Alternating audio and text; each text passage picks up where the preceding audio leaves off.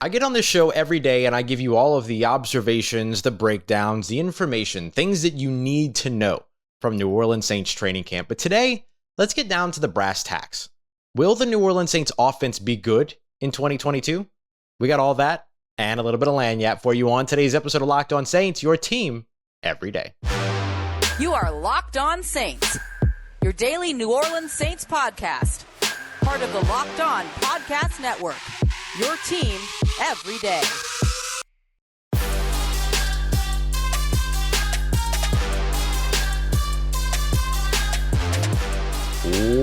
What is good, Who Dat Nation and Who Dat family? Welcome into another episode of Locked On Saints, your daily podcast covering your favorite team, the New Orleans Saints, part of Locked On Podcast Network, your team every day. Thanks so much, as always, for making Locked On Saints your first listen of the day every day. Don't forget that we're free and available on all podcast apps and on YouTube as well. And I'm your host, Ross Jackson, at Ross Jackson Nola on Twitter, your New Orleans Saints expert, credentialed member of the media, CrescentCitySports.com, USA Today's Saints Wire, Tuesdays on Locked On NFL, and here with you every single Monday through Friday on Locked On Saints. Today's episode of Locked On Saints is brought to you by LinkedIn. LinkedIn Jobs make sure that you get to talk to the candidates that you want to quickly, so make sure that you post your job for free at linkedin.com/LockedOnNFL.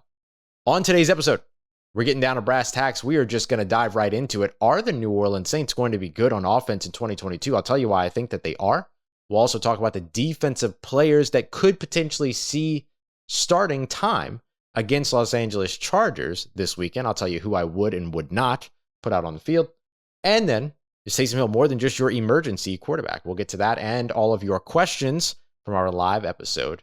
And of course, a little bit of lagniappe on today's episode. But I want to dive right into it because, like I said, we oftentimes jump on shows like this and we, regurgitate a bunch of stuff in terms of like important news, observations, breakdowns, injuries, who's, getting first team snaps, who's not getting first team snaps, who's falling down the board, who's rising up the board, all these other things, which are really important. But sometimes we should just put it out in plain terms for you. So I'm going to put it out in plain terms for you.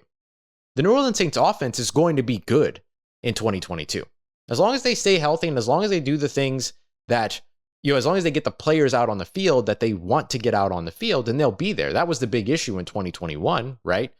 No Michael Thomas, no Jameis Winston after a seventh game, no Alvin Kamara for some games, no Deontay Hardy. He was suspended for some games. The offensive line was absolutely decimated. You had no kickers. You had 4 different kickers, which means you had no kickers. I mean, there was just so much going on in that season. So when you look at 2022 and you get ready for this New Orleans Saints offense, it's clear that this team is going to be good. There's kind of no doubt about it at this point, particularly over on the offensive side. Now, of course, things can fall apart, things can happen, right? We should never say never. But by all intents and purposes, if you're going to ask me, hey, has the New Orleans Saints offense looked good in camp? My answer is unequivocally yes. There are days where the defense wins practice, but it's because it's one of the best defenses in the league. As I mentioned just about a week ago, the New Orleans Saints defense should be a top 5 defense in the NFL this season. So yeah, your offense, even if it's going to be a top 10, top 15 offense, is going to fall to that top 5 defense every now and then. But this New Orleans Saints offense will be good in 2022 as long as they have the players that they expect to have. If we run down the list of the star players over on the offensive side, you have every reason to be confident about this team. Jameis Winston. Jameis Winston was out there participating at OTAs after an ACL tear, 5-6 months before that? And we've seen him look really good throughout camp. He's thrown 2 interceptions in team drills so far. 2, that's it. Over the course of the entirety of the offseason, over the course of the entirety of training camp, that's 70, nearly 80, maybe even over 80 passes thrown in the course of all of those team drills. And there he sits with a couple of interceptions. And both of which, by the way, great plays by the defensive backs. The one-handed lunging interception by CJ Gardner-Johnson, and then the diving interception on Tuesday from Tyrann Mathieu. And remember what the game situation was in that simulated drive. 4th down on the 6-yard line. Throwing it away is not an option. You got to put the ball somewhere and give a receiver an opportunity to make a play on it. And if you're going to put the ball somewhere for a receiver to make a play on it, it makes sense that you would target the 6'4" tight end that's matched up with the 5'9" safety. But Tyrann Mathieu is the honey badger after all. He doesn't care. He's going to make his plays. And so he did. Can't be mad at Jameis Winston for that. That was the right choice. So I think that when you look at where this New Orleans Saints offense is going into 2022, there's a lot of reason for the confidence. Let's go beyond Jameis Winston, the most important player on the offense, by the way, because he's your quarterback. But what about the quarterback eraser, the guy that has proven that it doesn't matter who's throwing him the ball, he's still going to produce? 81.1% catch percentage with Taysom Hill, 80.8% catch percentage with Teddy Bridgewater. Had a fantastic time, of course, with Drew Brees as well. Wide receiver Michael Thomas. He don't care who's throwing on the ball. I mean, he cares who's throwing on the ball, obviously, but he don't care who's throwing on the ball. He's still going to catch it. It doesn't make a difference. And so when you look at what Michael Thomas has done so far over the course of this offseason, he's looked fantastic. He's looked dominant in practice. Now, we haven't seen him at game speed yet, and I completely understand that. I understand when people are kind of saying, hey, let's wait and see what you're going to see. But if you're just asking me, is this team going to be good? You better believe that Michael Thomas is going to be a reason that I'm telling you yes. I'm not going to remove him from the equation just because we haven't seen him in game action yet. He's looked outstanding. And just because nationally he hasn't been seen full speed doesn't mean that we, the New Orleans media that cover them every day, haven't seen him at full speed, because we have, and he looks good. Alvin Kamara, same thing. Nationally, there's a lot of conversation about Alvin Kamara taking a step back, and I'm in the same camp as Luke Johnson from NOLA.com. I can't buy it. You can't tell me that 2021 Alvin Kamara didn't suffer because of 58 injuries across the team and 4 different quarterbacks, and his own injuries that he had to deal with, but also an offensive line that after a certain point really couldn't run the zone concepts that the Saints like to run in the zone run game. So they did a lot of gap scheme. So so the thing that the New Orleans Saints do so well, which is vary things up, they didn't get an opportunity to do that after a certain point, because after you get all the way down to the depth chart to where you're playing offensive linemen that you signed the day of the game, that happened in 2021, that Miami Dolphins Monday night game that was an absolute atrocity. That happened because they were signing players off the street that morning, getting them fitted for jerseys that afternoon, and playing a game that night. So unless that happens again, I don't see why you would be down on Alvin Kamara. I get it. He's a running back, and it's a highly volatile position because of injuries and things like that. You take a lot of hits, but it's not like there's anybody out there that's stealing reps from him. He's utilized massively in the red zone. That's why he had double-digit touchdowns so many of his seasons. They mostly came in the red zone. So I have every reason. And also I get to see Alvin Kamara every day. He's looking as quick as he usually does. He's explosive as he usually is. He looks as crisp with his cuts as he usually does. Alvin Kamara is Alvin Kamara. Michael Thomas is Michael Thomas. And Jameis Winston is the version of Jameis Winston that the New Orleans Saints need him to be right now.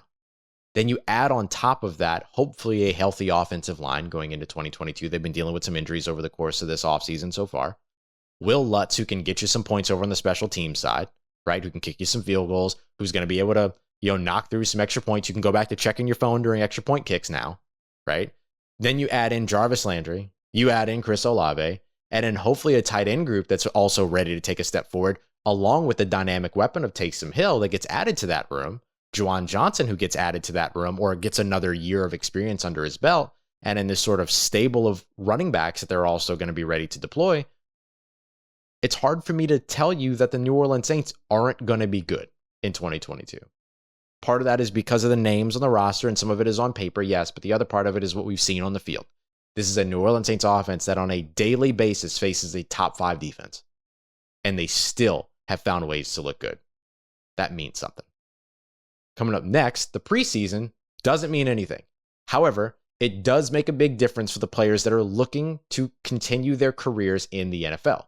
With that in mind, how many starters over on the defensive side should the New Orleans Saints give reps to up against the Chargers on Friday? I'll tell you what I would do with some of the biggest names on the New Orleans Saints defense coming up next as we continue on with today's episode of Locked On Saints. But before we get to that, I want to tell you about our friends over at LinkedIn. If you have a small business and you're trying to make sure that you're hiring the right people to help you fire on all cylinders, LinkedIn Jobs is for you. LinkedIn has an extensive network of, ready for this, over 810 million users, 40 million of which are looking at the job boards every single week.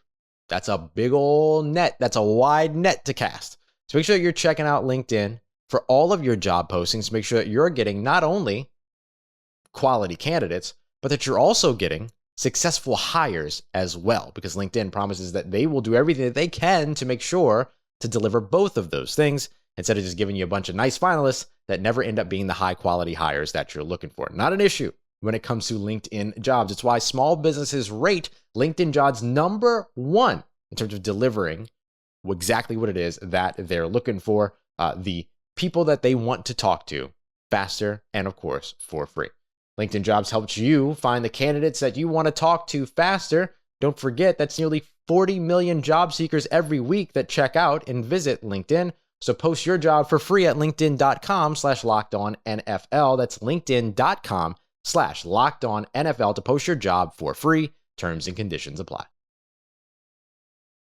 All right, family, continuing on with today's episode of Locked On Saints. Thanks again so much for making us a part of your day. Don't forget, next week, August 31st, our Ultimate Pro Football Preview 2022 drops on the Ultimate feed. You can just search Ultimate Pro Football Preview 2022 beginning on the 31st is when it begins. You'll probably be able to start searching it on Monday. But basically, we're going division by division to get you all of the insight from the local experts, as well as all the betting advice around each division as well, with Lee Sterling of Locked On Bets. So much for you to check out. Go and hit the subscribe button now. It's the Ultimate College Preview 2022, which you can make sure to check out as well. Oh, and by the way, I'm going to be hosting the whole thing, so come through for your boys' voice.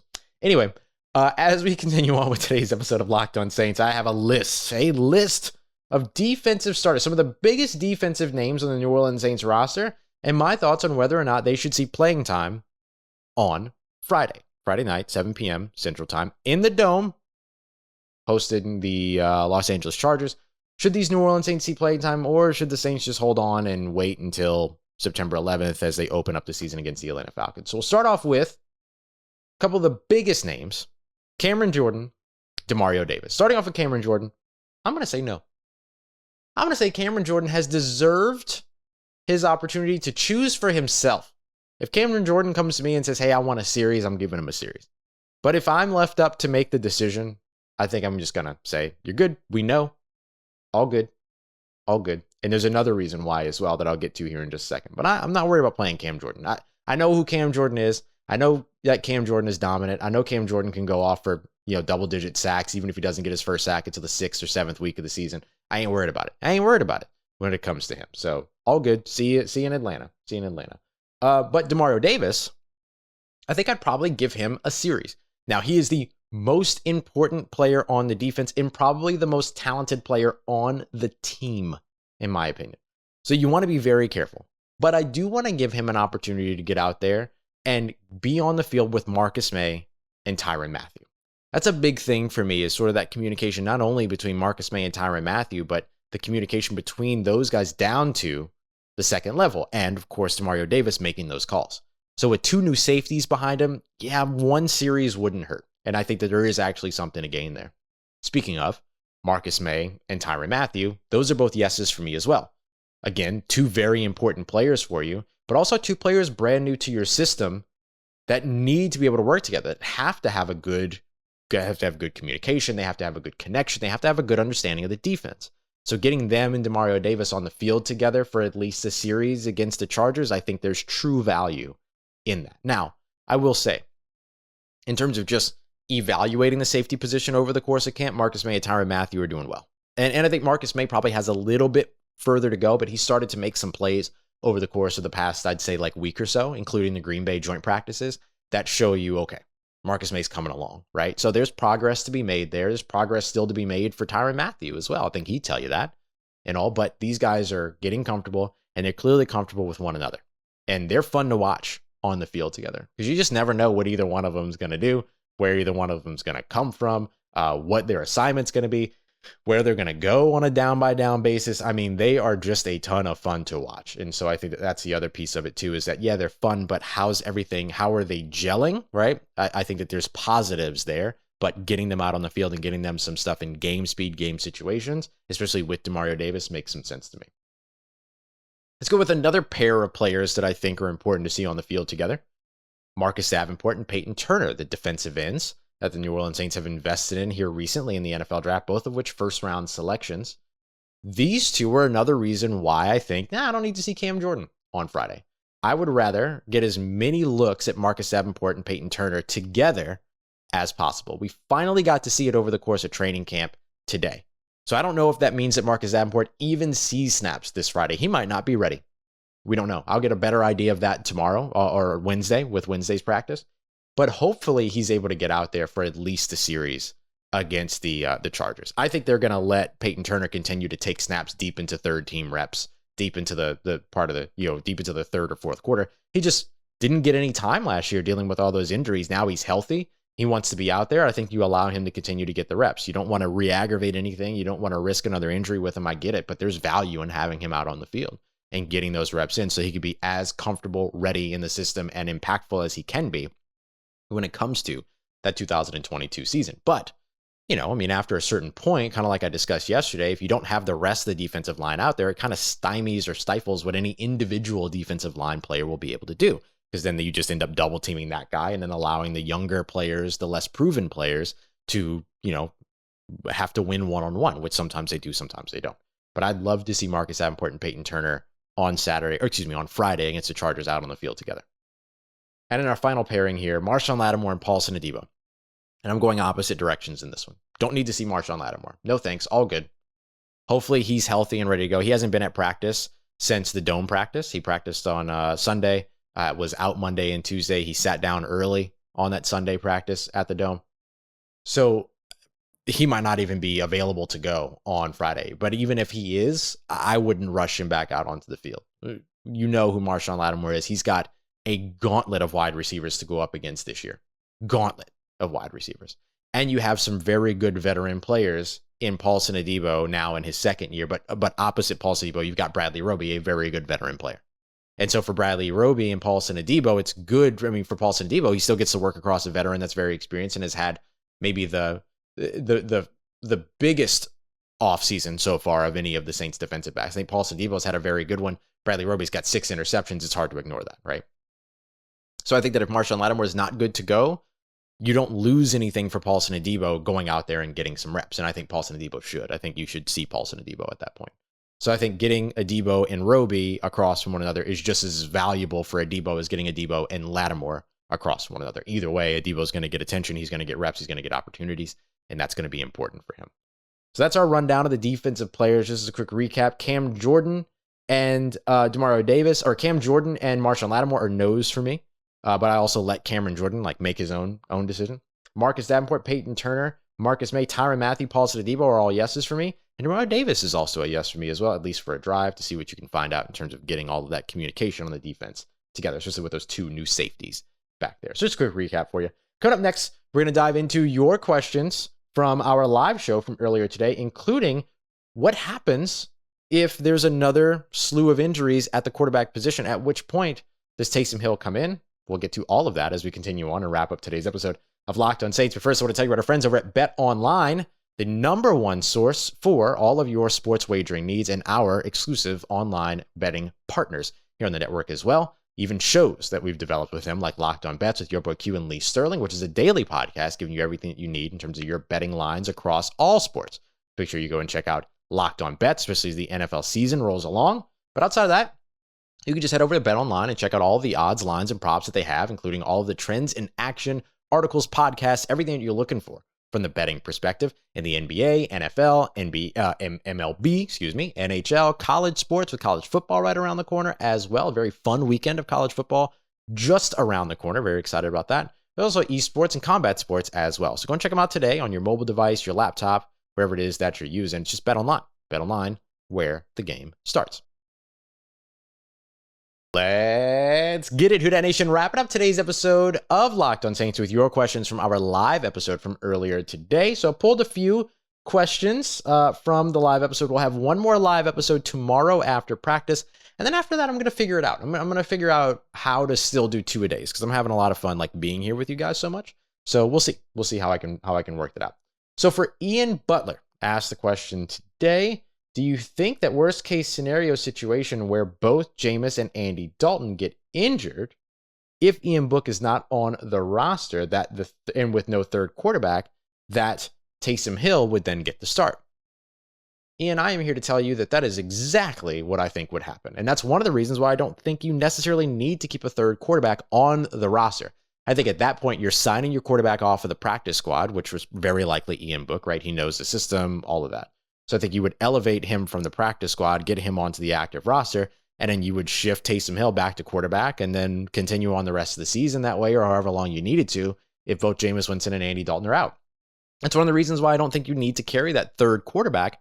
And instead, you can keep an extra running back, an extra defensive back, an extra offensive lineman, considering all the injuries they're already dealing with there. An extra wide receiver if a guy like Kirk Merritt makes it impossible to move on from him, right? So there's a lot of different ways that you can go in terms of just utilizing that one extra roster spot. And when you have all of these players that can serve multiple roles, one roster spot potentially aids you in up to 2 or 3 different positions, 4 or 5, depending upon how you think about special teams. So with that being the case, it gives you even more reason to, with Taysom Hill on the roster, only keep those 2 quarterbacks. But Taysom gives you the opportunity to do that because he's on the roster as a tight end. Let's go next to SGOO. How is rookie Alontae Taylor doing? Do you think that he will make the roster or even play in a preseason game? I can quickly answer the second question. No, I don't think he plays in the preseason game on Friday. But yes, I do think that he still makes the roster as long as he's healthy. Now, if he ends up having to go on a reserve list or anything like that, then he's kind of cooked at that point, right? Like he would be done for the season in that case. So you don't want to see that happen. But he was doing some side work on Tuesday when we were outside. Didn't see that he was doing side work on Monday while we were outside. Didn't see that on Tuesday, but that's because we were in the indoor facility. So if they were doing side work, it was likely outside. And so he just simply wasn't spotted. So that doesn't mean that he's not progressing or anything like that, but clearly he has made some stride, some step forward in that he was doing side work on Monday. So hopefully he's able to get back out there and be ready. He's got 19 days basically until the season opens up, which gives him more than enough time, hopefully, depending upon the injury. But it is a hip flexor injury, which is very uncomfortable. It's a lot to deal with and everything. So we'll see how it ends up going for him. But I do think he makes the roster, barring the injury being too severe. But I don't know necessarily that you see him in a preseason game this Friday. Let's get into, actually, this is a non-Saints question. I don't usually take non-Saints questions, but I love this question because I love you. So Christina Porter asked, what's the purpose of putting your team every day in the chat during the live shows? So for me, it's about community, right? It's a cool thing that we all get to do together that just kind of shows, and it's something that like I kind of suggested one time, and then Locked On Who Dat's like, y'all just jumped in and just ran with it, and I love it. Like, I love firing up a live stream and seeing your team every day all in the chat. I love seeing it pop up in the comments. I love when people tweet it for me. I've had people shout it to me on the street, your team every day. Like, I love that. I love that so much. So for me, it's like a community thing. It doesn't help me. It doesn't really do anything in terms of like the comments and stuff like that help the algorithm. Don't get me wrong. But like, it's not a thing that like does anything in terms of like benefiting the money that I make or any of that stupid stuff. It's just cool. And I enjoy it because it's like a connection, and I care very much about the community here. So that's all that's for. We'll go next to Carla Prelo, who asked, do you think that JJ makes the 53? And I think JJ, she means Juwan Johnson. Carla, if I'm wrong, let me know and I'll answer the question again tomorrow. But the answer is yes. Juwan Johnson makes the 53-man roster. I think so, at least. I mean, he's been a fantastic pass catcher for you. I think you have 4 tight ends that are very likely to make the roster going into this year. And that's Adam Troutman, Taysom Hill, Juwan Johnson, and then either Lucas Kroll or Nick Vannett. Nick Vannett kind of feels more likely at this point just because he's a veteran guy. And Lucas Kroll has had some nice plays, but feels like practice squad is kind of the way that he's going. He'll very likely clear waivers, all that other stuff. So I think with that being the case, like you want to have 2 blocking tight ends on the roster. So you've got Adam Troutman and you've got Nick Vannett, and then you have your big time receiving threats in Taysom Hill and Juwan Johnson. And of course, Troutman fills a bit of that role as well. Tidra, sorry, I don't know which it is, Covington.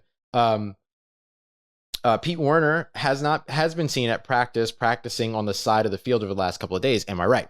So what I would say is that you're right that he was seen doing side work on Monday. He was not seen doing any side work on Tuesday. So the designation there, the thing that's important is that he wasn't seen doing side work on Tuesday. We were in the indoor facility for practice on Tuesday, not outside.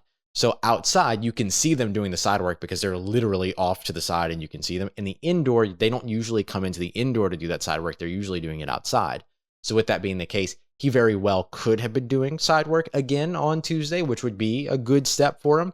But we don't get to see that if that is the case, because we were in the indoor facility. So that's why I said that he wasn't spotted. He wasn't seen during Tuesday's practice, because literally he was not seen. Like, we did not see him doing side work, but that doesn't mean that he didn't do it. Just didn't do it in our view. Zach Peterson will wrap us up in terms of questions before we get to today's Lanyap. Do we think that Trevor Penning passes up Hurst as a starter by the end of the season, especially if Hurst isn't ready to go week 1? Well, I'll tell you what, if Hurst isn't ready to go week 1, then Trevor Penning is very likely your starting left tackle for the entire season, as long as he stays healthy and as long as he doesn't struggle too much. He'll have some growing pains during the season if that's the case. If he becomes a starter week 1, though, I think he grabs hold of that and he doesn't let go.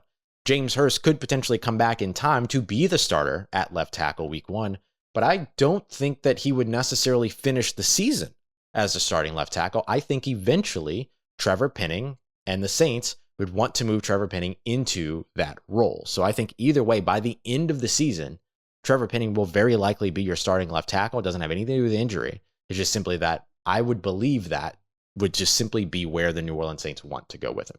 All right, let's get to today's Lanyap. Usually I make these kind of a conversational thing, but for this one, because of the way that kind of the schedule worked out today, I want to make sure I get you these updates. So let's get into some late afternoon roster moves and what they mean. Sage Doxter and Jaleel Johnson were both released with injury settlements. That's offensive lineman Sage Doxter and defensive lineman Jaleel Johnson. So the offensive line already feels a little light right now. Calvin Throckmorton leaving during practice. You're already without guys like Cesar Ruiz and Ryan Ramczyk and Landon Young and so on and so forth. So it's a little tough to, have a guy like Sage Doxter off the roster, but he was otherwise going to be on injured reserve anyway. So at this point, they just reached an injury settlement and moved on with him. Jaleel Johnson, no longer a part of that defensive tackle conversation. The reason why that's important is because guys like Malcolm Roach, as well as Kentavious Street, and of course Shy Tuttle now have just a clearer path to the roster, not to mention rookie Jordan Jackson, who was drafted in the 6th round. So all of those guys now have a clearer path to the roster. And also, just cosmetically, number 91 now goes from Jaleel Johnson to Kentavious Street, who changed his number from 69. Not nice of him, but it's fine. And then wide receiver Kevin White was moved to injured reserve. He's missed the past few practices. Unfortunate for Kevin White. He did have some nice kind of highlight moments all throughout camp. You can see all of the potential that's there, and I'm sure he was very excited with what his performance has been so far throughout camp. Unfortunate that it ends that way. Again, this ends up opening the door for guys like Kirk Merritt and Dejon Dixon and Kawan Baker and these other guys to end up fighting for roster spots. It's one less receiver fighting for that roster spot. And you're going to be looking for somebody now, because Kevin White was such a good gunner in training camp. Now you're also looking to fill that role too still. So you're still looking for the player to fill that. And then the Saints also waived tight end Chris Herndon. Chris Herndon was brought in, at a time to where the tight end position was, kind of being hampered a bit by injuries, things like that. I assume that moving on from Chris Herndon maybe is good news for Adam Trautman, but it'll take some time for Adam Trautman to come back. He did, according to reports, it was a concussion during that preseason game, so they'll probably take their time with that. But you've got Taysom Hill, you've got Adam Trautman, you've got Lucas Krull, you've got Nick Vannett, you've got Juwan Johnson, of course. So you have the numbers there at tight end, but that allows you to take your time with Adam Trautman while you're getting Taysom Hill reintroduced, who is back at practice today. So that's today's Lanyap. Just getting you caught up on all of them roster moves and why they're important. Coming up tomorrow, live show in the afternoon, giving you all of the observations, everything you need to know, key takeaways, all that from the last practice before the preseason game on Friday night. So we'll get to that. And then, of course, pre-recorded episode in the evening, answering a bunch of your questions. Tomorrow, I'm mostly going to be focused on the guys that we think are going to be taking the most snaps throughout that Chargers game, but really keenly going to focus in on Jameis Winston. So I'll bring you some big Jameis Winston updates and whether or not we can expect to see him on Friday. I think we'll get a pretty good indication by his workload in practice tomorrow. In the meanwhile, make sure you go and check out the Locked On Fantasy Football podcast, as well as Locked On Dynasty Football, so you can get all that juicy fantasy goodness that you need to get ready for your fantasy football drafts. You can find it wherever you're listening or watching this podcast, available on all podcast apps and YouTube for free. So go and check them out. Part of Locked On Podcast Network, your team every day. Thank you, as always, y'all, for making Locked On Saints a part of your day, part of your routine, saying yes to me and the show. As always, if you see me, say hi. And for everything else you need around your New Orleans Saints in between these episodes, make sure you follow me on Twitter at Ross Jackson, NOLA. Hit me up. Let me know how the family's doing. Let me know how you're living. Let me know how your mom and them. And trust Who Dat Nation. I'll holla at you.